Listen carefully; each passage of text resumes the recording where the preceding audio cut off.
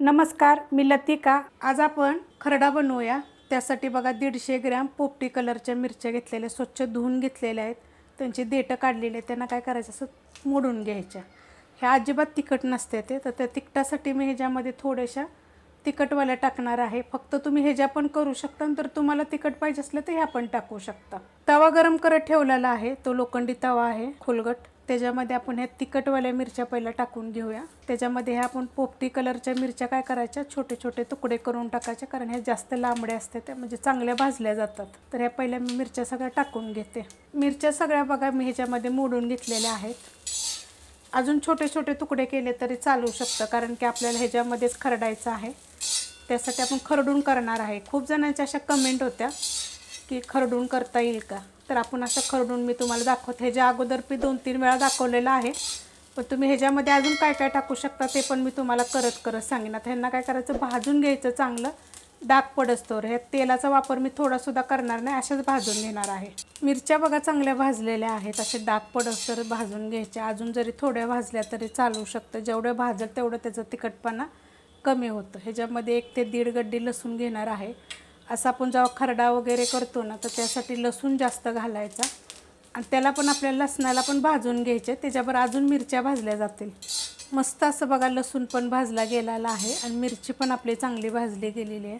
आता ह्याच्यामध्ये टाकणार आहे हे छोटा 1 चमचा जिरं। गॅस करणार आहे मी बंद, कारण गरम असल्यामुळे जिरं लगेच भाजलं जाईल। आणि मी खाली उतरून घेणार आहे। जिरं टाकल्यानंतर बघा मी खाली उतरून घेतलेलं आहे। मस्त असं जिरं भाजलं गेलेलं आहे। आता ह्याला काय करायचं, आपल्याला खरडून घ्यायचं आहे। लगेच गरम मध्येच खरडलं का नाही की लगेच खरडलं जातं। थोडंसं काय करायचं, असं कुटून घ्यायचं, कारण मोठे मोठे तुकडे ठेवले होते। हे हलकंसं कुटून घेतलेलं आहे मी। आता ह्याच्यामध्ये टाकणार आहे मोठं मीठ। तुम्ही जर मोठं मीठ जर खात नसाल का नाही, तर बारीक मीठ जरी वापरलं तरी चालेल।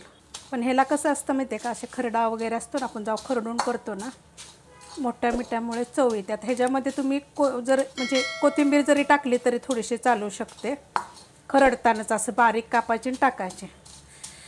नाहीतर ह्याच्यामध्ये थोडासा पुदिना जरी टाकला तरी चालेल। जर वेगळं काय करायचं असेल तर, जरसं आपलं अशाच पद्धतीत करायचं असेल तर काहीच टाकू नका, जेवढं मी साहित्य दाखवले तेवढंच टाका। मस्त बघा असं कुटून घेतलेलं आहे। आता हे असंच खायला पण खूप छान लागतं बरं का, ह्यात काही बाकीचं टाकायची गरज नाही आहे। आणि एकदम पण जास्त बारीक असा करायचा नाही, अशाच पद्धतीमध्ये करायचा, कारण ह्या पोपटी कलरच्या मिरच्या आहेत ना, कमी तिखटवाल्या। ह्याच्यात मी थोड्याशा तिखटवाल्या टाकलेल्या आहेत। आता ह्यात काय करणार आहे माहिती आहे का, मी थोडंसं शेंगदाण्याचं कूट टाकणार आहे। शेंगदाणे ह्याच्यामध्ये सुद्धा तुम्ही भाजून टाकले का नाही, तर मिरची बरोबर जरी कुटले तरी पण कुटता येतात, कारण चांगले तव्यात भाजले का नाही की मस्त असे कुटले जातात। मस्त असं बघा मिक्स करून घेतलेलं आहे।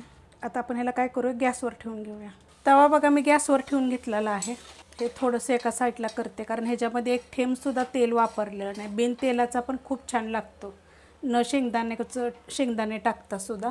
त्यात एकदम थोडंसं मी तेल टाकणार आहे, 1 छोटा 1 चमचा टाकायचा। आता ह्या टायमाला सुद्धा तुम्ही कोथिंबीर टाकू शकता बरं का, बारीक कापून, जर तुम्हाला जास्त असं तिखट वगैरे नको। पण हे तिखट लागणार नाही आहे। परतून घ्यायचं चांगलं मीडियम गॅसवर बघा 2 मिनटं मी परतून घेतलेला आहे।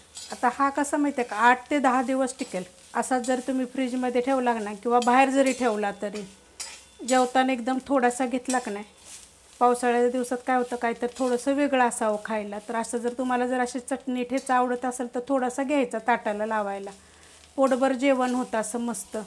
करून बघा अशा पद्धतीनं। खूप जणांनी अशा कमेंट केलेल्या, तर त्यांच्यासाठी असा खास दाखवलेला आहे। रेसिपी आवडली तर लाईक करा, सबस्क्राईब करा, कमेंट करा आणि शेअर बी करा।